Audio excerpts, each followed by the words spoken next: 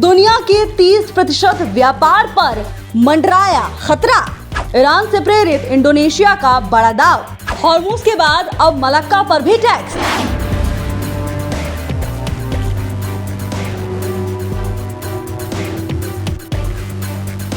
Middle east में Hormuz को लेकर जारी तनाव के बीच अब एशिया के सबसे अहम समुद्री रास्ते मलक्का जल डमरू मध्य पर नई हलचल शुरू हो गई है। ईरान द्वारा हॉर्मुज से गुजरने वाले जहाजों से टोल वसूलने के बाद अब इंडोनेशिया भी उसी राह पर चलता दिखाई दे रहा है। सवाल यह है कि क्या दुनिया के सबसे व्यस्त समुद्री मार्ग पर अब टैक्स लगेगा?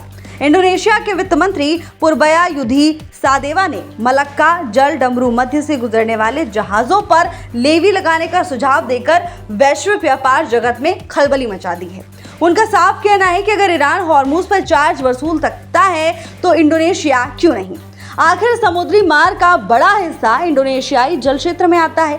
मलक्का कोई साधारण समुद्री रास्ता नहीं है। हिंद महासागर को दक्षिण चीन सागर से जोड़ने वाला ये जल डमरू मध्य वैश्विक व्यापार की धड़कन माना जाता है। हर दिन करीब 200 जहाज यहाँ से गुजरते हैं।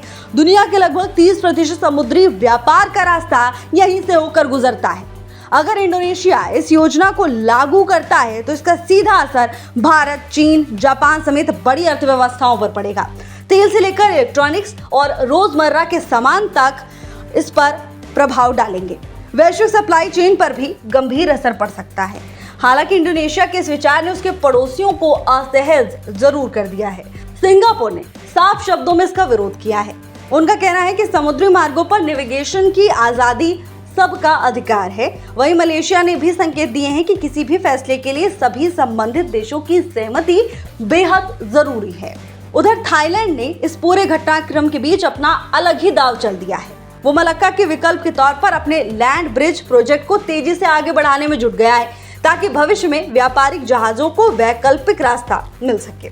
अब सबसे बड़ा सवाल यही है कि क्या मलक्का भी हॉर्मुज की तरह टोल वसूली का नया केंद्र बनेगा? अगर ऐसा हुआ तो वैश्विक व्यापार की तस्वीर ही बदल जाएगी। आने वाले दिनों में इंडोनेशिया का एक कदम पूरी तरह दुनिया की अर्थव्यवस्था पर गहरा असर डाल सकता है।